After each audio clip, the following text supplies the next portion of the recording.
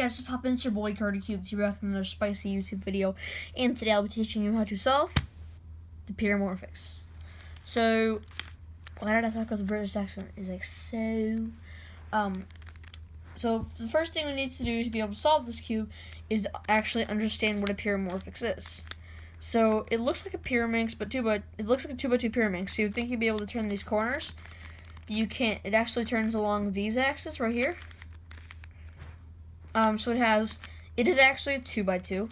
If you did not know that, this you can hold it like this, and right here is the F face. You have your different faces. So this is one face. You got your second, third. There's 6, 3, 4, 5. Not sure which. The 6, I think, right here. So yeah, it's just a 2x2. If you think about it like this, so the one side is consistent of 2 of these big corner pieces that have 3 colors, and 2 of these 1 color pieces. So the first thing we have to do to solve this cube is scramble it up. Just go ahead and scramble your Pyramorphix up. Also, all of the algs and ways to do things in this video are not mine. It is sort of my method, but I have learned things from people at comps and stuff. I actually bought this at Coach Pigeon. And then the Cuber, which is the one that sold me it, go check him out, he's a good YouTuber. He taught me part of how to solve this, because, yeah, it was just part of it that I didn't get. I guess I just did a double cylinder swap. I never knew how to do that before. So I guess just keep scrambling it up until it's all mixed up. So once you have your cube scrambled up, the first step you need to do, is solve a layer. So this is actually a lot different than a regular 2x2. So what you want to do is, it's solving the layers in. So what you want to do is, first what I like to do is pair up 2 of these pieces. Doesn't matter which 2, as long as these 2 are the same color. And that's about it, all it. A 1 color piece and a 3 color piece. Doesn't matter what colors are here, as long as these 2 colors are the same.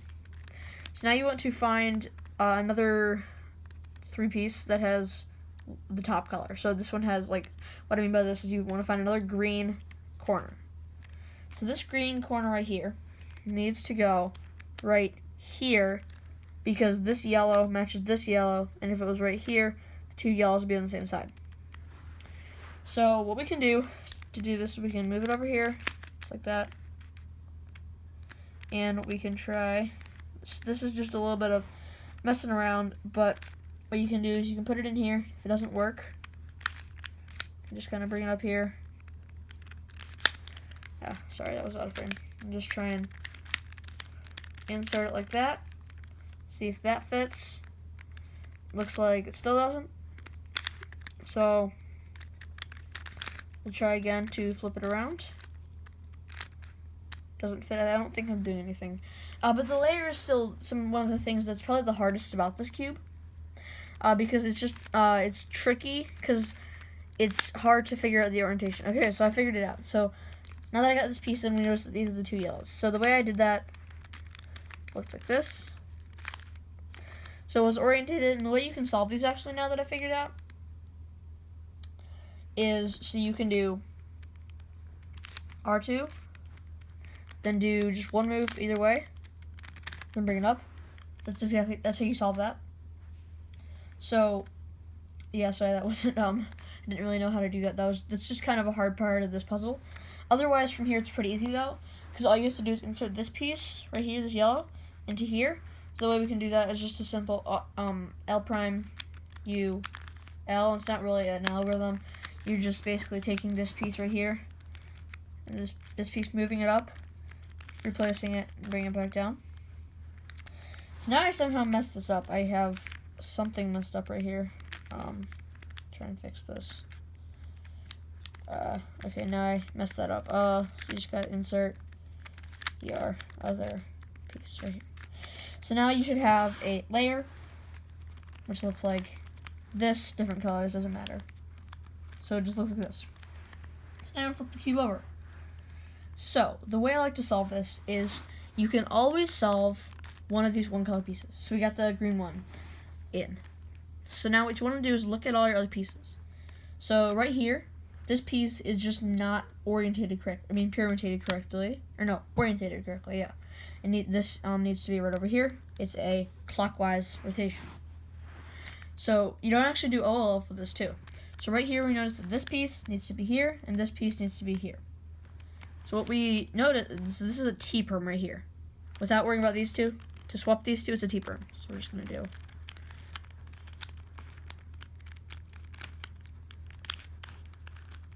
T-perm. And if you don't know what a T-perm is, I will probably put the algorithm on screen right now. So now, once you have moved around other pieces, you might have to move it around more than that. Like, if these two pieces have been swapped, if these two pieces have been swapped in the beginning, and we had this piece being over here and this piece right, you'd have to do a couple more. But you basically just use R-perms to swap things around, unless you just have these two solved or these two solved, and these two just need to be flipped, then you can do Y-perm. It doesn't matter which way you do that. So now is the orientation of the corners. So the way Zen taught me to do this, because he was the one that taught me this last part, is when you have corners, you just do hedges and sledges. So if you look over here, you do 2 hedges, and that does a counterclockwise rotation. If you do, 2 sledges, that does a counterclockwise rotation. If you do 2 hedges, that does clockwise rotation. So right here, we can look. This piece needs to be right here, counterclockwise, 2 sledges. And kind of a finger trick for this, I don't know how to call it, but instead of moving both hands to do the moves, like right, left, like that, what I figured out you can do is just literally do it with one hand. So you do the R prime, then back here you're going to go like that. You see I'm not moving my left hand at all. So it looks like this. So you're basically going R prime, and then right here you're moving this piece back. Instead of doing the L, then you go like this. So you're doing a B instead of a what would it be? I think it's an F, yeah. And then you do another R prime. So it's relatively easy to learn. It's just it's just like that. Back here, just like that. So yeah, just practice that.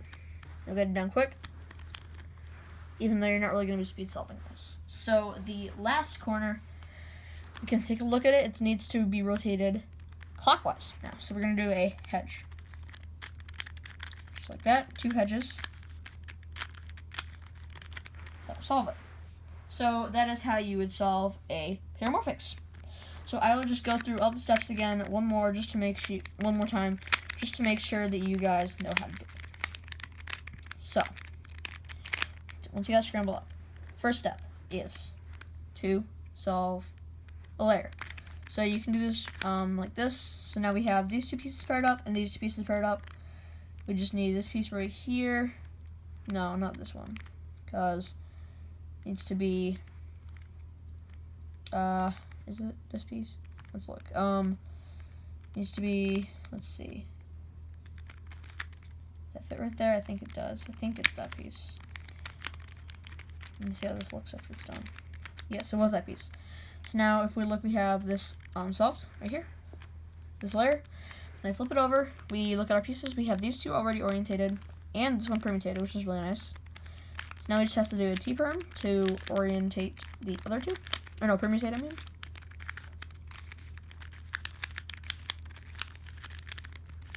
Okay, and then we just have one corner to orientate. That's going to be 2 sledges. And that's solved. So that is how to solve a Pyramorphix. Hopefully you find this video informal, and thanks for watching, and see you later.